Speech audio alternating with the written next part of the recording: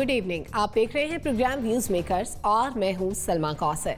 Senate के 9 मुंतखब मेंबरान कल हलफ उठाएंगे और चेयरमैन और डिप्टी चेयरमैन का इंतखाब किया जाएगा। नंबर गेम दिलचस्प है। अपोजिशन अरकान की तादाद ज्यादा है, मगर हुक्मरान जमात पुरएतमाद है कि उनके उम्मीदवार जीतेंगे। खुफिया राय शुमारी में अपसेट का इम्कान हमेशा मौजूद रहता है और ऐसी ही हमारी तारीख भी है। तो अब किसे सरप्राइज मिलने वाला है? दूसरे सेगमेंट में बात करेंगे पेशावर हाई कोर्ट के हुक्म की, जिसके मुताबिक मुल्क भर में एक बार फिर टिकटॉक पर पाबंदी आयद कर दी गई है। वजह तो उस पर मौजूद गैर मुनासिब मवाद है, लेकिन ये एप्लीकेशन खूनी भी है। इसकी वजह से कई कीमती इंसानी जानें ज़ाया हो चुकी हैं। इस पाबंदी से मुतालिक हमारे व्यूज़ मेकर्स नुक्ता नज़र क्या रखते हैं, ये जानने की कोशिश करेंगे। और आखिर में बात करेंगे अफगान मसले के हल के लिए अस्करी कोशिशों से मुतालिक। हमारे पैनल में आज मौजूद हैं lieutenant general retired Amjad Shoaib साहब, नासिर बेग चुगताई साहब ने हमें ज्वाइन किया है, अम्मारा रब्बानी राव हमारे साथ मौजूद हैं, मुजम्मिल सोहरवर्दी साहब हमें ज्वाइन कर रहे हैं और मुबश्शिर बुखारी भी आज के पैनल में हमारा साथ मौजूद हैं। तमाम मुअज़्ज़िज़ मेहमानों के वक्त का शुक्रिया। पहले सेगमेंट की जानिब बढ़ेंगे। नए चेयरमैन और डिप्टी चेयरमैन सेनेट के इंतखाब के हवाले से जोड़ तोड़ का सिलसिला उरूज पर पहुंच चुका है। इस अहम इंतखाब के लिए सादिक संजानी और मिर्जा अफरीदी हुकूमत के उम्मीदवार हैं, जबकि पीडीएम ने यूसुफ रजा गिलानी और गफूर हैदरी को मैदान में उतार रखा है। खुफिया राय शुमारी से होने वाले इंतखाब का गैर मुतवक्के नतीजा भी सामने आने का इम्कान मौजूद है। हमारा सवाल यह है कि हुकूमत या अपोजिशन जीतेगा कौन? नासिर बेग चुगताई साहब।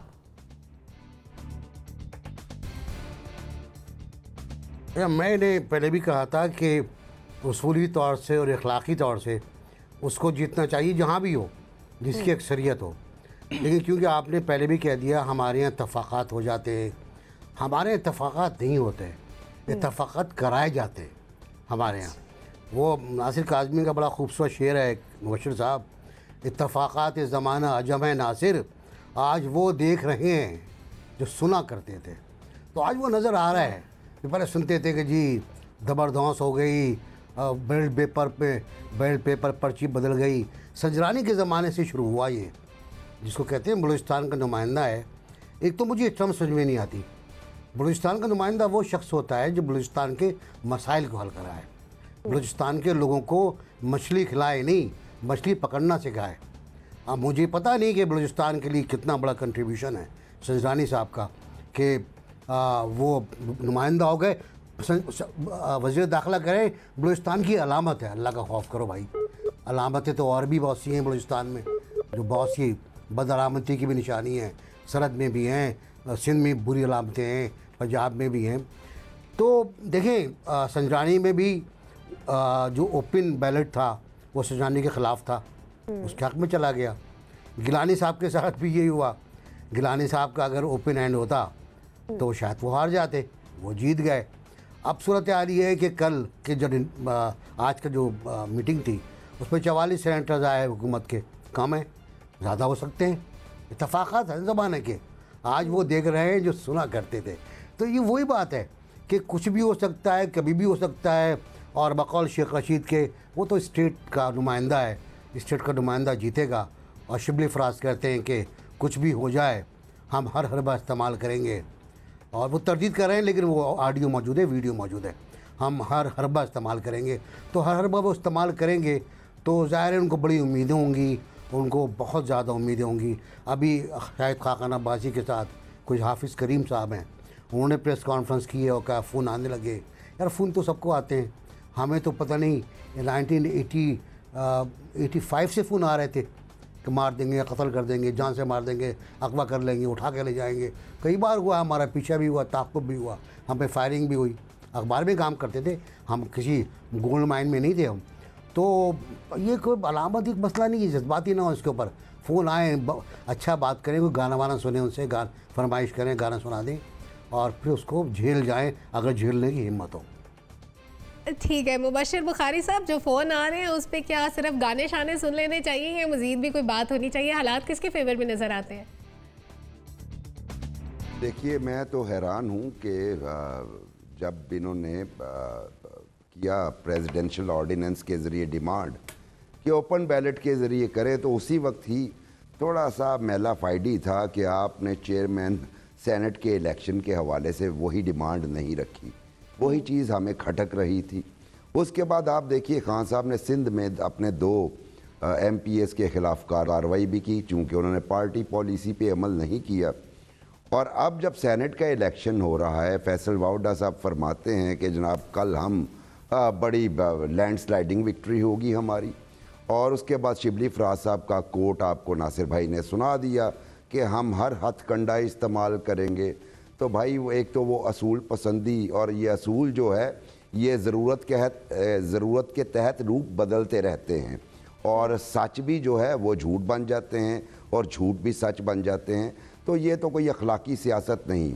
और जिसका दावा इमरान खान साहब और उनकी जो बैंड वैगन है वो कर रही है, बड़ा मायूस किया है उन्होंने इस सारे मामलात में आके, जब उनके इस तरह के बयानात दे रहे हैं। जहाँ तक बात रही ये फ़ोन आपको याद है 2018 के इलेक्शन से पहले भी लोगों को जाते रहे, लोगों को टिकट लेने से मना किया जाता रहा, और लोगों को बाकायदा जो है वो थ्रेट्स भी जाते रहे। तो बात ठीक है नासिर भाई की, ये फ़ोन आते हैं और हमेशा ही आते हैं, इलेक्शन के मौके पे आते हैं, अगरचे इतनी टेंस सिचुएशन ना हो तब भी आते हैं। तो ये कोई इतनी बड़ी बात नहीं। मरियम साहबा का जो बयान है वो अलबत्ता कम अज़ कम विसल ब्लोअर ज़रूर है, और वो हुकूमत के लिए ज़्यादा होना चाहिए कि हमारे पास वीडियो टेप्स हैं, हमारे पास रिकॉर्डिंग्स हैं, और मेरा ख्याल है कि मैं उनकी जगह पे होता तो फ़ौरन ले आता पहले, लेकिन मेरा ख्याल है वो वेट कर रहे हैं कि इलेक्शन रिज़ल्ट कब आते हैं, उसके बाद वो पेंडोरा बॉक्स खोले। अलबत्ता जो नंबर गेम है उसमें मैं ये प्रिडिक्ट कर सकता हूँ कि अगर इसी तरह अपने अपने साथियों को बांध के रखेंगे तो PDM जीत जाएगी, और अगर हर हरबा इस्तेमाल करेंगे तो हुकूमत जीत जाएगी। उसमें क्या ठीक है, आपका पॉइंट ऑफ व्यू आ गया। जनरल साहब, इखलाकियात की बात की अभी मुबशर बुखारी साहब ने। इखलाकियात का तकाजा तो ये है कि जो चीज़ जैसी है वैसी रहे, जिसके वोट जितने बनते हैं उसके पास जाए, और इस हिसाब से जैसे कि उन्होंने भी फरमाया कि अपोजिशन जीती हुई नज़र आ रही है, लेकिन हालात किस तरफ जाते हैं आपको दिखाई देते हैं? आपको क्या लगता है कौन जीतने वाला है कल चेयरमैन सेनेट के लिए? बिस्मिल्लाहिर्रहमानिर्रहीम। देखिए, इखलाकियात का तो कोई अमल दखल है नहीं सियासत में, जितनी भी ऑपोजिशन की हो या गवर्नमेंट की हो। सो इखलाकियात का रोना तो मेरा ख्याल है वो बेकार है, क्योंकि वो किसी भी जगह हमने नहीं देखी। शिबली फराज की बात हुई, शिबली फराज की मैंने उसी दिन ट्वीट देखी थी जिसमें उसने लिखा हुआ था कि मैं हर कानूनी हरबा इस्तेमाल हम करेंगे। लफ्ज़ कानूनी जानबूझ के मिस किया गया, उसके बाद में एक दो जर्नलिस्ट ने चलाए उसके ऊपर ट्वीट किए, और ये कानूनी का लफ्ज़ उसमें ट्वीट में मौजूद है। अब वो कानूनी है या गैर कानूनी करते हैं ये तो बात की बात है, लेकिन मेरा नुक्ता निगाह ये है, मैं समझता हूँ, मेरा तजिया ये है कि ये PDM इलेक्शन जीत जाएगी, क्योंकि मुझे एक कदर मुश्तरक नजर आती है। जब संजरानी को इलेक्ट करवाया गया था, जब संजरानी का वोट ऑफ नो कॉन्फिडेंस खत्म कराया गया, और अब वो कैंडिडेट बदल गया, लेकिन हमायत जरदारी साहब की पहले दिन इसके संजरानी के साथ थी, वोट ऑफ नो कॉन्फिडेंस के वक्त भी ये लोग साथ थे, इन्हीं के लोगों ने वोट दिए, और आज भी जरदारी साहब पलड़े में अपना वजन डाल के बैठे हुए हैं। सो मेरा नहीं ख्याल कि कोई इधर उधर जाएंगे लोग, ये यूसुफ गिलानी जीत जाएंगे, और एक तो वैसे ही वोट उनके कुछ ज्यादा हैं, और दूसरा ये कि मेरा ख्याल है पलड़ा बहुत भारी है। जहां जरदारी साहब का वजन होता है वो पलड़ा कहीं नहीं जा सकता, वो बड़ा मुश्किल है कि उसको कोई दाएं बाएं कर सके। यानी पलड़े का ताल्लुक जरदारी साहब के वजन से है। सरवर्दी साहब, आप क्या प्रेडिक्ट करेंगे? मैं तो आज जनरल साहब से मुत्तफिक होने को मेरा दिल चाह रहा है, और बहुत अरसे बाद दिल चाह रहा है मेरा जनरल साहब से मुत्तफिक होने को, लेकिन मेरे खदशात, यूसुफ रज़ा गिलानी साहब ने आज कहा कि एस्टैब्लिशमेंट न्यूट्रल है, और मैं तो क्योंकि कैंडिडेट यूसुफ रज़ा गिलानी है, नून लीग तो कैंडिडेट नहीं है, और अगर यूसुफ रज़ा गिलानी साहब कह रहे हैं कि उनको अभी तक एस्टैब्लिशमेंट न्यूट्रल नज़र आ रही है, तो जब वो सेनेटर का इलेक्शन लड़ रहे थे तो उन्होंने कहा था कि एस्टैब्लिशमेंट न्यूट्रल है, मैं जीत जाऊंगा। तो अगर हमने तब उनकी बात मान ली थी तो आज ना मानने का क्या तुक है? अगर तो कैंडिडेट यूसुफ रज़ा गिलानी है, अगर शाहिद खाकान अब्बासी के साथ, हाफिज़ अब्दुल करीम के साथ यूसुफ रज़ा गिलानी बैठ के प्रेस कॉन्फ्रेंस करते, तो उस प्रेस कॉन्फ्रेंस का वजन था कि कैंडिडेट कह रहा है कि मेरे वोटर्स को आपने प्रेशराइज़ किया है। लेकिन अगर कैंडिडेट कह रहा है कि एस्टैब्लिशमेंट न्यूट्रल है और बड़ा फेयर कॉन्टेस्ट हो रहा है, तो फिर मेरा ख्याल है कैंडिडेट की बात ज़्यादा जो है वो वज़न रखती है। और जीत जाएंगे गिलानी साहब या नहीं जीतेंगे। जनरल साहब ने पेशन गोई की है, मेरा दिल चाहता है जनरल साहब की पेशन गोई सही साबित हो, लेकिन मेरा दिमाग कहता है कि जनरल साहब की पेशन गोई के गलत होने के भी काफ़ी इम्कानात मौजूद हैं। तो ये दिल और दिमाग की लड़ाई है। दिल मेरा जनरल साहब के साथ है, दिमाग मेरा जनरल साहब के साथ नहीं है आज। और मैं समझता हूँ कि जो दिमाग है वो तो माऊफ है, और वो दिमाग मेरा माऊफ है और वो ये समझ रहा है। फैसल वाडा का ट्वीट पढ़ूँ तो कुछ और कहता हूँ, समझता हूँ, और कुछ देखूँ तो कुछ, हर किस्म का मंजरनामा सामने मौजूद है। जो आपका दिल चाहता है, जैसा दिल चाहता है वैसा मंजरनामा पढ़ लें। जो अफसाना आपको पसंद है आप वो वाला अफसाना इस इंतखाब में से पढ़ सकते हैं। लेकिन मेरे ख्याल में जमहूरियत की जीत तो तभी है कि जब जमहूरियत जो है वो इखलाकी इक़दार के मुताबिक हो, जब यहाँ पे ठेकेदारों को टिकट ना मिले, जब पार्टियों, सिर्फ आप वोटर को कसूरवार ना ठहराएं, जब पार्टी क़यादत भी टिकट बेचना बंद करेगी, इखलाकी इक़दार की तब बात होगी। अगर तो पार्टी क़यादत को टिकट बेचने की इजाज़त है और वोटर को कुछ करने की इजाज़त नहीं है तो ये जुल्म है। आप चौधरी को तो करप्शन करने की इजाज़त देते हैं, मुजारे को नहीं देते हैं। तो मेरे ख्याल में जितनी करप्शन की इजाज़त चौधरियों को है उतनी मुजारों को भी होनी चाहिए। सबको बराबर और इंसाफ का राइट्स मिलने चाहिए और सबको लेवल प्लेइंग फील्ड मिलना चाहिए। हमारा आपका दिल और दिमाग क्या कहता है? जनरल साहब का कमेंट ऐड कर लूं, फिर हमारा आपकी तरफ आती। जी जनरल साहब, को मेरा भी जी चाह रहा है, लेकिन एक एडिशन जरूर करना चाहता हूं। जी वो ये है कि जमहूरियत और सेनेट उसी दिन जलील हो गए थे जिस दिन यूसुफ गिलानी को टिकट दी गई। ठीक है, आपका कमेंट ऐड हो गया। तो अदारे पे भी और उस पे भी सेनेट की चेयरमैनशिप भी आप उधर अगर गई है, जाती है। तो आज मेरा जनरल साहब से कोई बहस करने का मूड नहीं है। आज मेरा दिल इनके साथ है। आज वो जो भी कहें सर आंखों पे है। एग्रीड है आपकी हर बात के साथ। हमारा आपका दिल और दिमाग क्या कहता है? बहुत शुक्रिया सर अमजद ने जो बात की। हमारी बच्ची है, इसका हमारे साथ ही होगा, आप देख लेना। मेरा तो दिल और दिमाग दोनों ना सिर्फ ये कि सर अमजद शेख के साथ हैं, बल्कि अगर थोड़ा सा प्रैक्टिकल ग्राउंड्स में आते हैं तो ये जो मोरालिटी है इसका ताल्लुक रियलिस्टिक वर्ल्ड में वैसे भी नहीं है। किताबी कार्रवाई भी अगर देख लेते हैं तो रियलिस्टिक पॉलिटिक्स पाकिस्तान क्या पूरी दुनिया के पैराडाइम में एक्सरसाइज हो रही है। तो रियलिस्टिक वर्ल्ड में ताल्लुक ही नहीं है कोई मोरालिटी का। एक तो थ्योरेटिकल ग्राउंड्स पे भी ये बात सच है, और दूसरा अगर आप आ जाते हैं प्रैक्टिकल ग्राउंड्स पे, पार्लियामेंट और सेनेट में होने वाली प्रोसीडिंग्स आज से कई साल पहले की, डेकेड्स की भी देख लेते हैं, तो तब भी हमें कहीं मोरालिटी नज़र नहीं आती है। तो इसलिए उससे कता नज़र अगर देखते हैं तो सिर्फ इतना सा क्वेश्चन कि जी हुकूमत या अपोजिशन कौन जीतेगा, तो बेसिकली बीइंग पाकिस्तानी तो शायद मैं चाहूँगी कि रियासत की फतह हो, और रियासत की जो फतह है वही जमहूरियत की फतह है। यहाँ पे जमहूरियत की फतह जो है उसको अलग कर देते हैं और रियासत की फतह को अलग कर देते हैं। मेरा ख्याल है जमहूरियत की फतह सिर्फ तब मुमकिन है जब रियासत की फतह है। तो जो भी जीते रियासत की फतह होनी चाहिए, पहली बात ये। और दूसरी ये कि 101% अग्रीड के जिस वक्त सेनेट के चेयरमैन का इलेक्शन के लिए नाम दिया गया गिलानी साहब का, तो उसी वक्त जो थी ना सिर्फ एक अखलाकियात की बल्कि बहुत सी चीज़ों की धज्जियाँ जो थी वो बिखर चुकी थी। क्योंकि वो हजरत जो आज तक भी जाने जाते हैं टर्किश हार को लेकर, और वो उसको उन्होंने किसको दिया और किसको पहनाया, इतने छोटे छोटे वाक़यात जब इतनी बड़ी बड़ी शख्सियात से जुड़ जाते हैं उसके बाद फिर आप इतनी बड़ी जगह पे उसको लेकर भी आते हैं और फिर आप समझते हैं कि अब ये जीत भी जाएं, तो अगर वो जीत जाते हैं तो पहला अखलाकियात का कत्ल वहीं पर हो जाता है। ये मुझे अखलाकियात का तो हमने कत्ल कर दिया, लेकिन कौन जीतेगा ये आप भी चाहती हैं कि मॉरल ग्राउंड्स के अकॉर्डिंगली होना चाहिए। ब्रेक में जाने से पहले मैं एनबीसी का और सवर्दी साहब का कमेंट 1 बाय 1 ऐड कर लूं। जी एनबीसी, मैं सिर्फ पॉइंट ऑफ डिसइंफॉर्मेशन में बात कर रहा हूँ, इन्फॉर्मेशन नहीं है।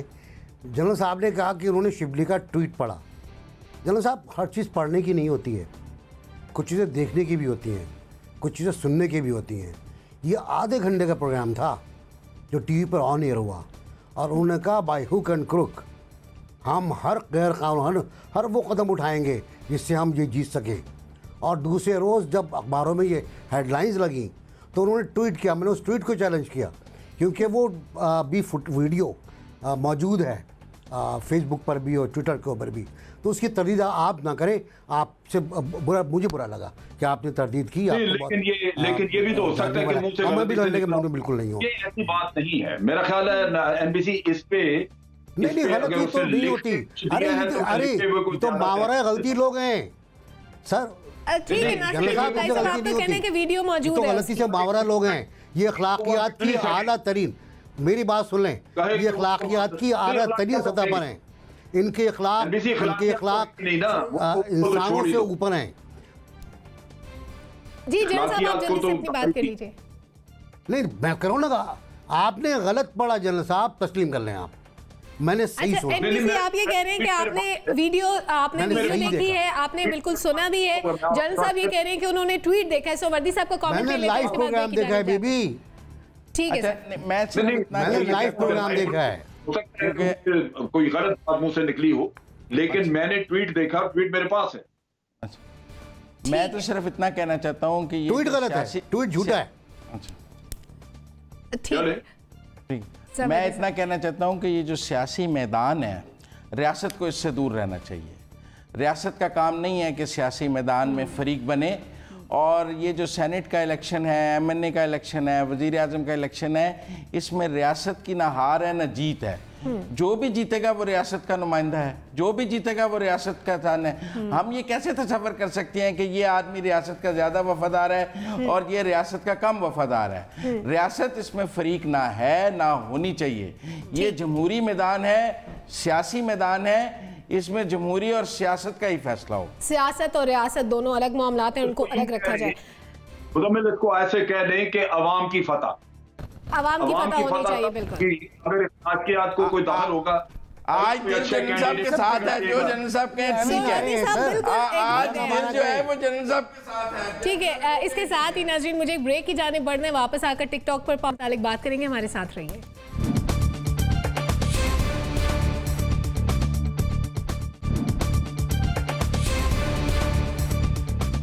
वेलकम बैक नाजरीन। पेशावर हाई कोर्ट ने मशहूर ऐप टिकटॉक को मुल्क भर में बंद करने का हुक्म दे दिया है। Chief justice Peshawar high court ने रिमार्क्स में कहा कि इस ऐप पर जो वीडियोस अपलोड होती हैं ये हमारे माशरे के लिए काबिल कबूल नहीं है। उन्होंने कहा कि टिकटॉक वीडियो से माशरे में फहाशी फैल रही है, इसे फौरी तौर पर बंद कर दिया जाना चाहिए।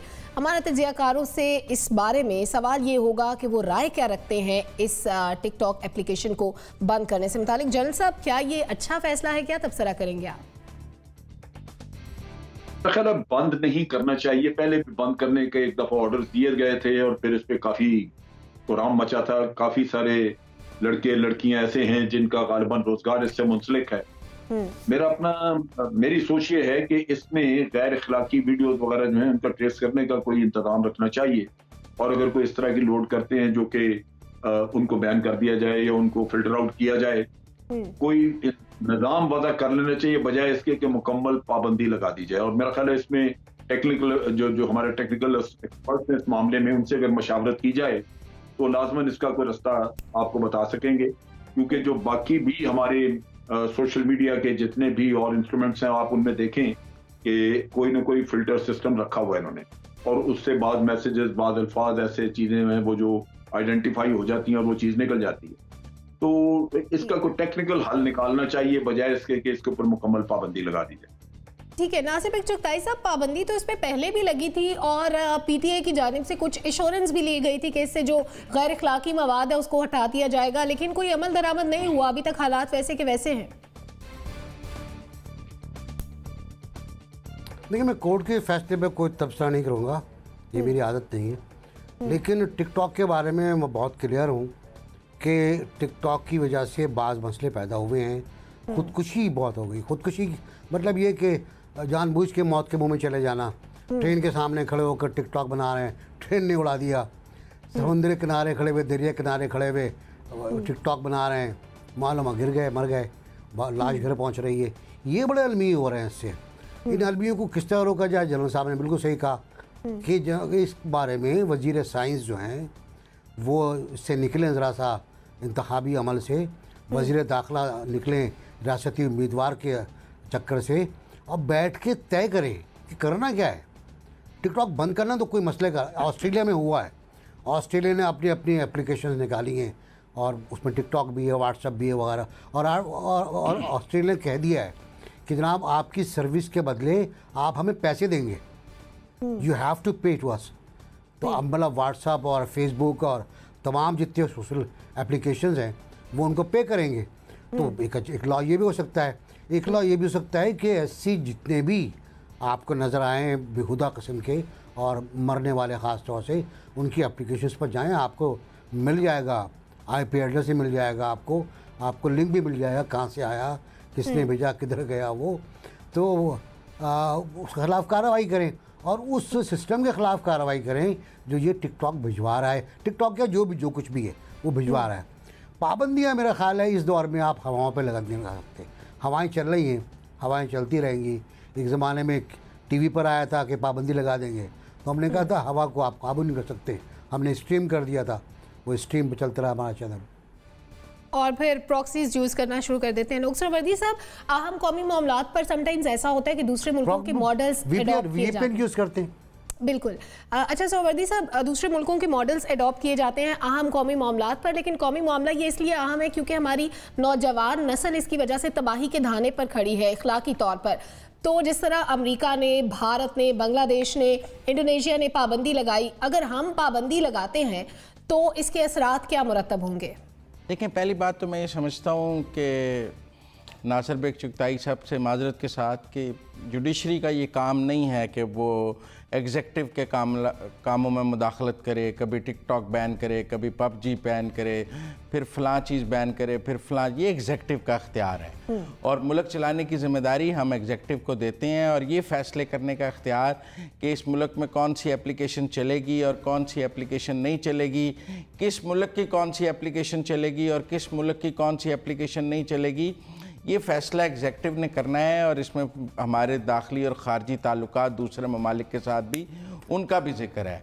बाकी उन्होंने कहा जी टिकटॉक की वजह से ख़ुदकुशियाँ बढ़ रही हैं, लोग मोहब्बत में नाकामी की वजह से ख़ुदकुशियाँ बढ़ रही हैं, मोहब्बत पर पाबंदी लगा दें। लोग तालीम में नाकामी की वजह से ख़ुदकुशियाँ बढ़ रही हैं, आप तालीम पर पाबंदी लगा दें। बेरोज़गारी में इजाफे से ख़ुदकुशियाँ बढ़ रही हैं, आप रोज़गार पर पाबंदी लगा दें। तो ये पाबंदियाँ लगाना तो हल नहीं है। आप कहें कि जी इससे ये हो रहा है तो ये इसकी वजह से ये लोग बहुत खा के मेरे जैसे वज़न बढ़ा रहे हैं, आप कहें जी खाना खाने पर पाबंदी लगा दें, तो ये तो कोई माशरे कल को जुडिशरी जो है वो मैं नहीं समझता, ये एग्जेक्टिव का इख्तियार है और हुकूमत पाकिस्तान का इख्तियार होना चाहिए। वो समझे कि इस मुल्क के लिए क्या बेहतर है, क्या करना चाहिए। चाइना अब इंडिया ने अगर टिकटॉक पर पाबंदी लगाई है वो तो इसलिए लगाई है कि उनकी जब चीन के साथ सरहदी झड़पें हुई हैं तो उन्होंने चाइनीज़ ऐप्स बंद की, तो टिकटॉक चूँकि चाइनीज़ ऐप थी तो हमने बंद कर दी।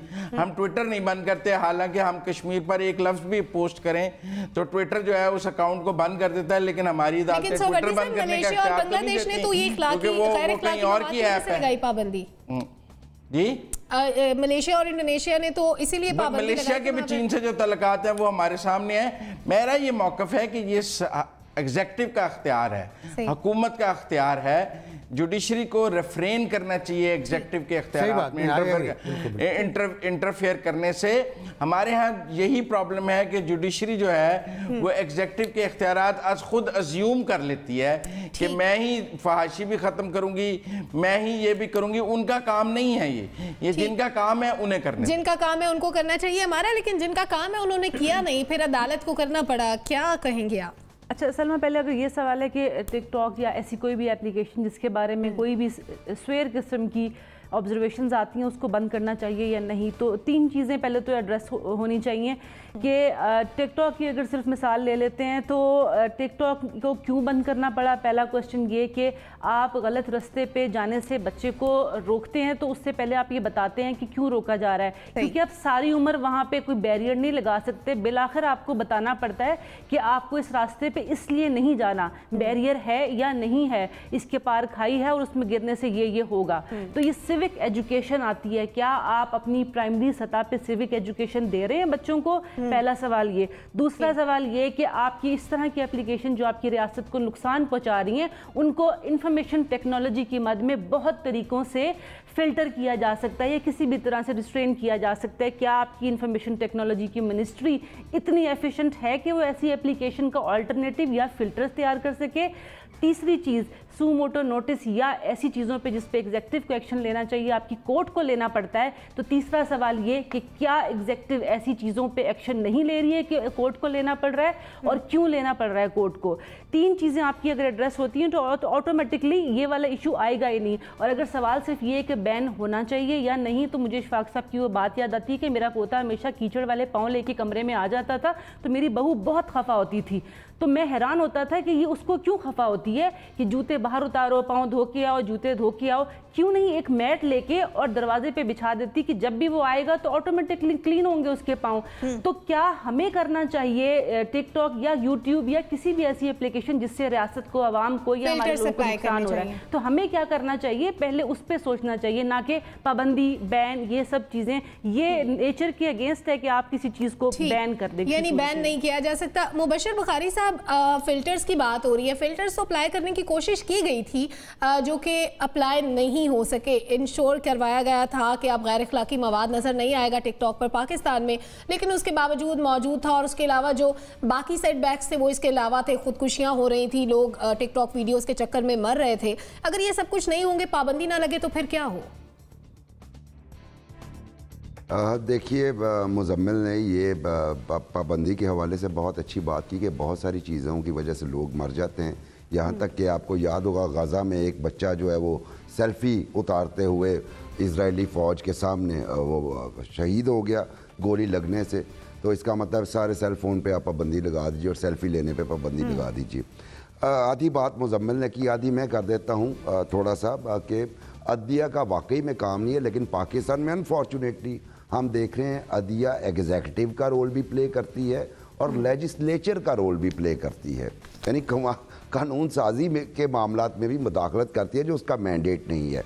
दूसरी बात जो उन्होंने फरमाई, आज तक मुझे हमारे सारे दोस्त जो इधर बैठे हैं आप समेत, सलमा, ज़रा फहाशी को डिफ़ाइन कर दीजिए, कोई एक डेफिनेशन फहाशी की मुझे बता दीजिए जो हमारी माशरती अखलाक के खिलाफ हो। जी बिल्कुल बिल्कुल, वो उसे गैर अखलाकी कहते हैं जब इक़दार की आप बात करते हैं। फाशी और गैर अखलाकी होने में बड़ा कुछ मौजूद है, अगर आपने गो थ्रू किया हो तो उसको शायद फाशी के ज़िम्मे में लिया जाएगा।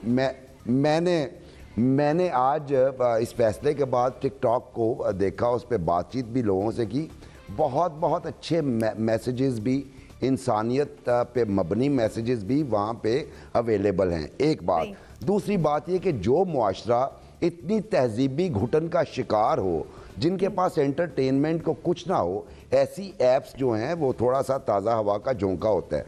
बात की गई फ़िल्टर्स की, आपको आपके यहाँ पे आईटी पॉलिसी मौजूद है, आईटी लॉज मौजूद हैं। व्हाट्सएप का टिकटॉक का अपना एक फ़िल्टर है जिसमें आप किसी को भी रिपोर्ट कर सकते हैं और उसको ब्लॉक कर दिया जाता है, और समटाइम्स उस बंदे को परमानेंटली ब्लॉक कर दिया जाता है। तो ऐसे जब फिल्टर्स मौजूद हैं उनकी प्रॉपर इम्प्लीमेंटेशन करवाइए, बजाय इसके कि घुटन ज़दा लोगों को बिल्कुल ही आप सफोकेट करके मार दें। उससे बेहतर है कि आप अपने लॉज को और इसकी इम्प्लीमेंटेशन को इफेक्टिव बनाइए, वरना ये कोई सोल्यूशन नहीं है जो दिया गया है। मुनासिब तरीक़ाकार इख्तियार करना चाहिए। एनबीसी आप अपना कमेंट ऐड कीजिएगा, उसके बाद मैं ब्रेक की जानिब चाहूँगी। नहीं, मुझे हमेशा मुबश्शिर बुखारी साहब इंस्पायर करते हैं अपने किसी लफ्ज़ से, किसी जुमले से। फाशी की डेफिनेशन पूछी इन्होंने। मंटो साहब का बहुत तारीख़ी अफसाना है ठंडा गोश्त, और उस पर 50s में मुकदमा चला लाहौर हाई कोर्ट में, लाहौर कोर्ट में, और वहाँ असमत चुगताई भी थी और बाबा सज्जाद ज़हीर भी थे, सब लोग थे। पूरे किताब में दिबाचा है पूरा मुकदमे का। तो जो जज साहब थे उनकी बहुत लंबी दाढ़ी थी माशाल्लाह। तो असमत चुगताई ने कहा कि मंटो तू गए हो 6 साल के लिए, ये तो छोड़ेगा नहीं। जज ने 1 महीने की डेट दे दी, 1 महीने बाद फिर आना। उस वक्त दौर था जब इंडिया पाकिस्तान में बगैर वीज़ा आना जाना होता था। तो ये लोग फिर आए और जज ने उस हियरिंग पे कहा, मैंने इस अफसाने में कोई चीज़ फोश नहीं पाई, मुलजिम बरी किया जाता है। ये डेफिनेशन है भाई, परसेप्शन की बात है, इसके मतलब ये हुआ है। ठीक है नाज़रीन, एक ब्रेक की जानिब बढ़ेंगे, ब्रेक से वापस कुछ दीगर अहम मामलात पर बात करेंगे। Stay with us.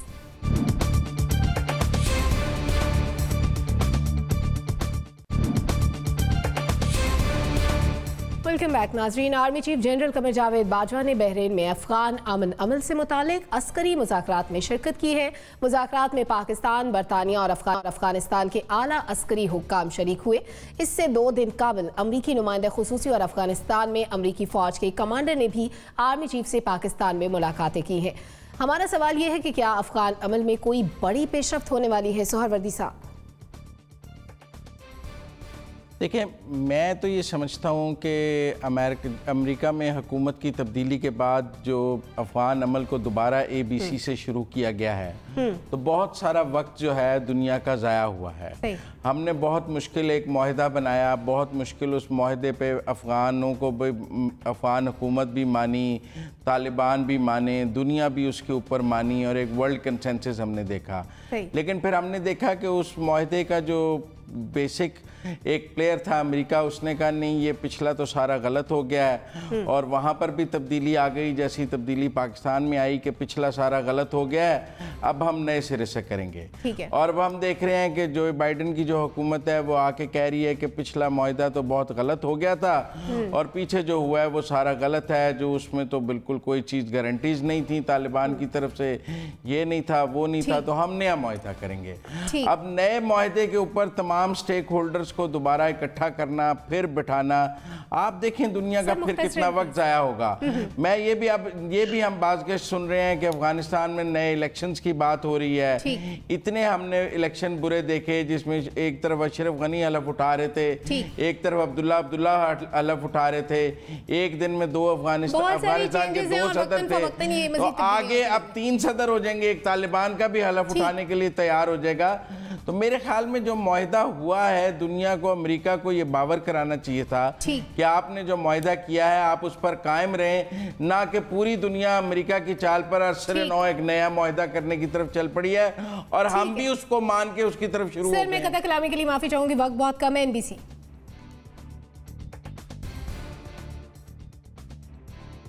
जी, मेरा ख्याल ये है कि अमेरिकी पॉलिसी में एक जौहरी तब्दीली आई है और वो तब्दीली ने डिले कर दिया इस माहिदे को, हम इम्प्लीमेंटेशन को।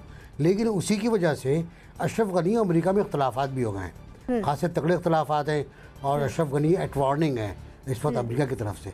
तीसरी तरफ अपना भी देख लें आप कि अमेरिका की पॉलिसी में तब्दीली का नतीजा ये निकला कि रूसी फार्मूला कि भारत मुज़ाकरात की मेज़ पर नहीं होगा, वो आ गया वापस। अमेरिका ने उसको शामिल कर लिया उस ग्रुप में जो मुज़ाकरात टॉक्स करेगा। तो मेरा ख्याल है मामला आगे चलेंगे और थोड़ा सा खूरेजी और होगी। ठीक है जनरल साहब, 30 सेकेंड्स प्लीज। देखिए, बात यह है कि ये माहिदा जो उन्होंने अभी वो उन्होंने तंग आके कहा, क्योंकि अफगान मुज़ाकरात जो आपस में इन्होंने करने थे इंट्रा अफगान, वो आगे बढ़ नहीं रहे थे, तो अमेरिका ने अपनी तरफ से एक दे दिया वायदा।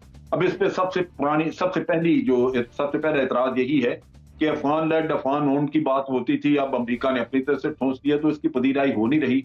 लगता ये है कि ना तालिबान इसको सपोर्ट करेंगे और ना ये अफगान धड़े सपोर्ट करेंगे, और मेरा नहीं ख्याल कि ये आगे बढ़ेगा बात। ठीक है, मुबशर बुखारी साहब।